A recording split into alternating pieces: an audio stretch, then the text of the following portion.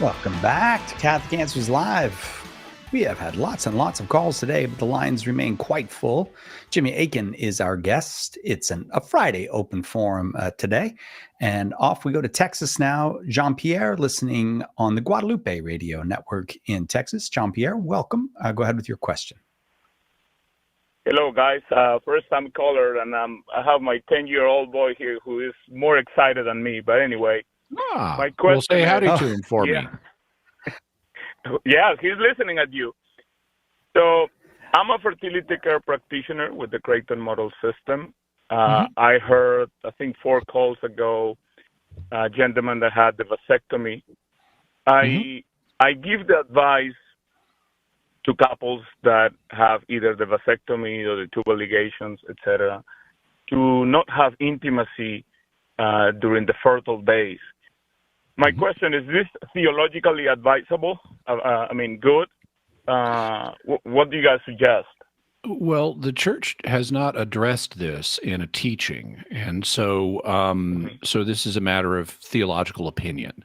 And I know that there are some, particularly in the natural family planning community, who give advice along those lines. I would be very hesitant to do that. For a couple of reasons. The first one is I'm telling someone to do something beyond what the church requires of them.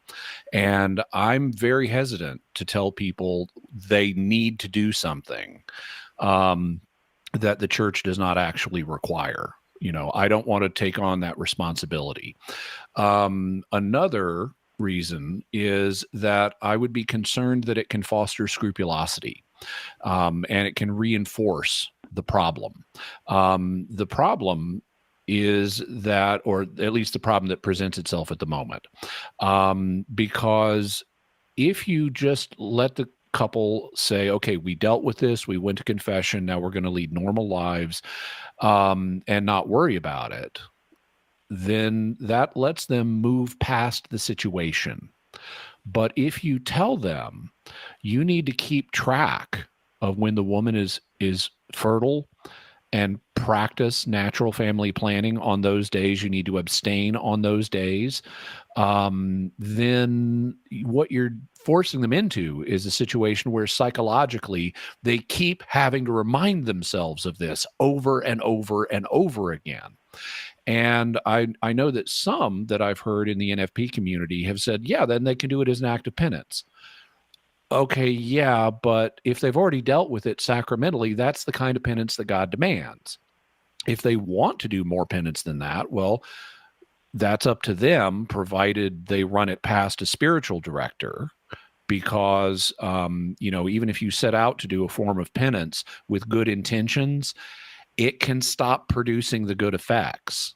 And consequently, if people are doing substantial penances on a regular basis, they need to be in contact with a spiritual director who knows them and can monitor their situation.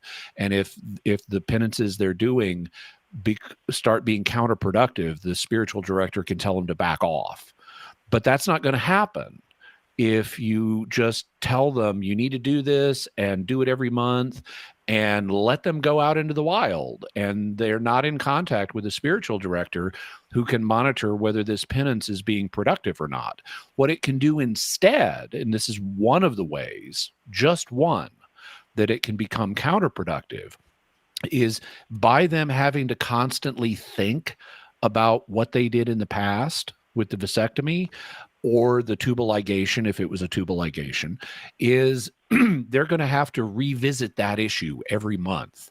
And they may be tempted to think, well, maybe it would have been okay for me to do that.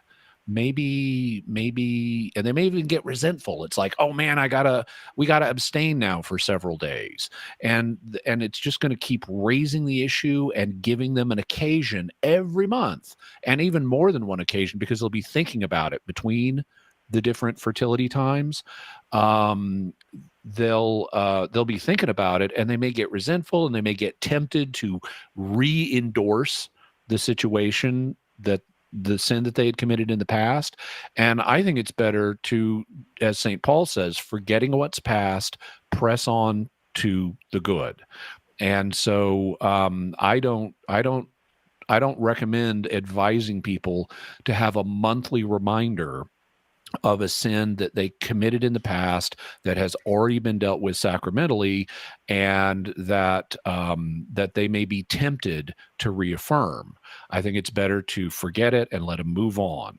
And so for all of those reasons, I would not advise people to do this. If I would tell people honestly, well, if this is something you want to do, that's okay, but make sure you do it in conjunction with a spiritual director who knows about this situation, so that if he senses this is becoming counterproductive, he can tell you to back off.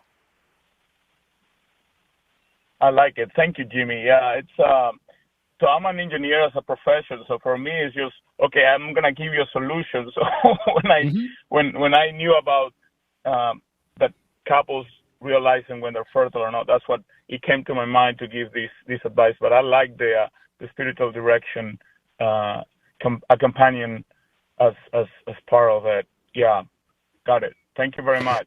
Well, no problem. Well, John Pierre, thank you very much for the call, and I hope that your son enjoyed it. Hello to him. Yeah, if you'd howdy, like a son. copy of Jimmy's, howdy, son. Howdy, John Pierre's son. If you'd like a copy of Jimmy's book of Daily Defense, I'd love to send it to you. And thank you for the great work that you're doing.